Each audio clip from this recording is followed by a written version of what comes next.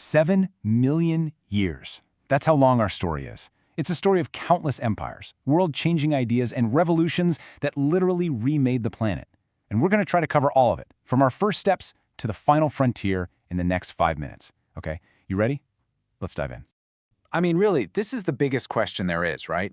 How did one species of primate, just one, go from struggling to survive on the savannah to building cities, splitting the atom, and walking on the moon? Well, the whole story really boils down to a series of massive pivots. These huge, game-changing shifts that completely altered our destiny forever. So the first great pivot, this one was by far the longest. For millions of years, we were basically just another animal trying not to get eaten. Then, in what amounts to a geological blink of an eye, we started to bend the entire planet to our will. Just look at this timeline for a second. Our species, Homo sapiens, we only show up in that last little sliver of time, just 200,000 years ago. That means for 99% of our story, we were nomadic hunter-gatherers. 99%. And then, almost overnight, everything, and I mean everything, changed. And you can really see the massive trade-off of the agricultural revolution right here. On one hand, we gained a reliable food source, which is huge. But in exchange, we became tied to the land, totally reliant on just a few crops. Our free, egalitarian tribes, they gave way to rigid social hierarchies. So why?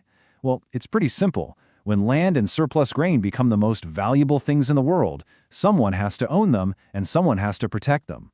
We weren't just farming grain, we were farming a whole new kind of society. And the physical cost was, frankly, shocking. The average height of a man shrank a full 6 inches, from about 5'9" down to 5'3". Think about that. We literally traded the bodies of super athletes for the bodies of farmers, who were often riddled with vitamin deficiencies and all kinds of new diseases from living so close to their animals. But that food surplus, even with all the health costs, created a brand new problem. What do you do when you have thousands of people living together in one place? We needed new software for our new hardware. We needed rules, we needed order, and we needed government. This, right here, is the chain reaction that built the modern world. More food meant more people. And since not everyone had to farm anymore, you suddenly get soldiers, craftsmen, priests, and administrators. This division of labor naturally created hierarchies and led to the very first cities, like Uruk in Mesopotamia. And of course, with cities came the need for laws. The Code of Hammurabi was one of the first, most famous attempts to create a universal legal system. Yeah, it was brutal, an eye for an eye and all that, but it was a system. For the first time, justice wasn't just a personal thing. It was written down, codified, and enforced by the state. And this whole blueprint for civilization wasn't just happening in one place. It was popping up all over the world. Mesopotamia gave us the very first empire. Egypt? Well, they oriented their entire society toward eternity. The Indus Valley had urban planning so advanced, we're talking sophisticated toilet systems, that we wouldn't see it again for thousands of years. And China introduced this radical idea that a ruler actually has to earn their right to rule. So, once these massive new societies were in place, the next big pivot wasn't about food or laws, it was about meaning. Humanity needed new frameworks, new ways to understand our place in the universe, and, our duties to each other. Over in China, this took the form of the Mandate of Heaven.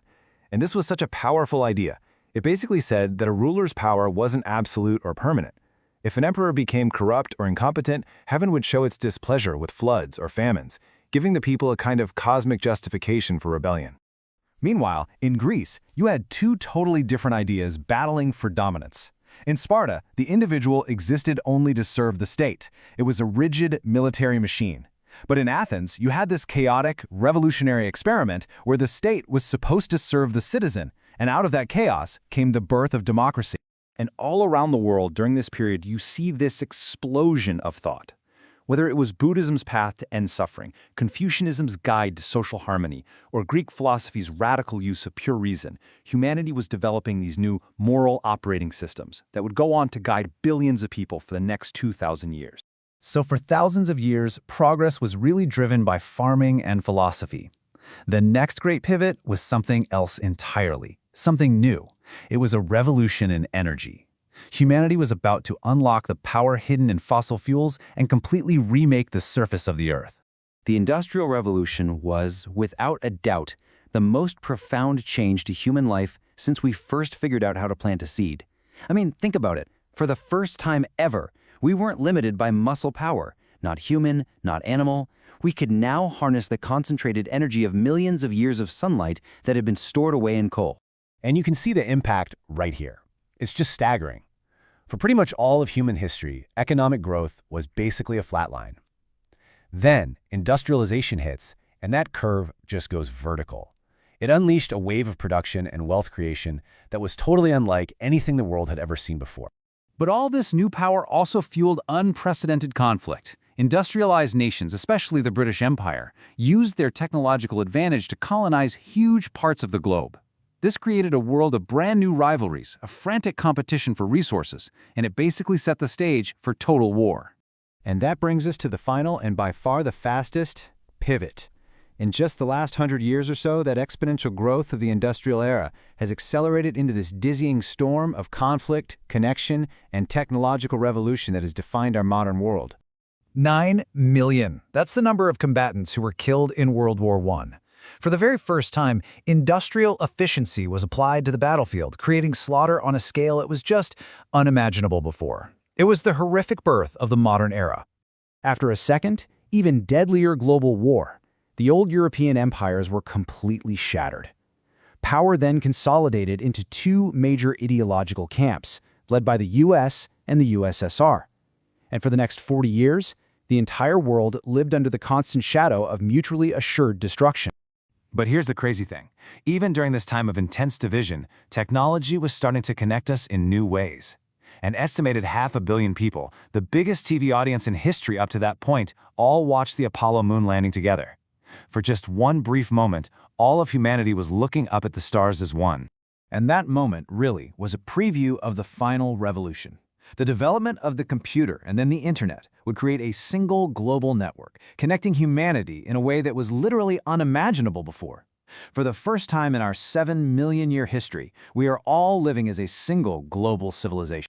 So from taming fire to farming the land, building empires, creating philosophies, and unleashing the power of the machine, we have fundamentally reshaped this planet.